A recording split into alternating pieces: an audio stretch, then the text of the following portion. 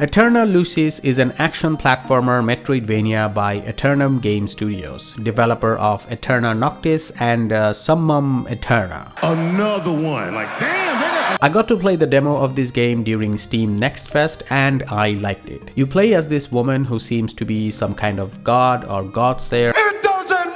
You have a sword and a bow with limited ammo, which you get to use to slay a collection of nasty demon-type enemies. There are thrones, which are basically Dark Souls bonfires, where you can sit to refill your health, respawn all the enemies, and put on relics, which are basically upgrades that you can choose to equip based on the limited number of slots you have. Very similar to how charms work in Hollow Knight. Speaking of Hollow Knight, the level design in this game is very boxy. Like Hollow Knight. There isn't any slope or platforms with unusual shapes. Everything is rectangular. It's not a complaint by any means, just an observation, although unlike Hollow Knight, the spaces here are wider and more open. Apart from jump, you can do two types of dashes. The normal dash and this magical light dash that allows you to travel through these magical walls. It's very similar to Pepper Grinder or the burrowing section from Ori and the Will of the Wisps, except it's way more challenging and demands super fast reflex and precision at the same time. I enjoyed it in the demo, but when the full game releases, I can clearly see that these sections in later levels would make me cry. The combat is okay, but it could use some improvement. The sword attack I think should be tweaked a little to make it feel more dynamic. Currently, all the sword strikes have very similar, if not the same animation and sound effects that are not very noticeably different from each other. These two things together make it seem like you are doing the same exact sword strike again and again, which results in a failure to deliver that feeling of combo that most other similar games have, solely because they use 3 to 4 noticeably different strike animations coupled with perceptibly different sounds for each strike. In its current state, the combat, although totally functional and technically fine, feels kind of basic. Take a look at this comparison, for example.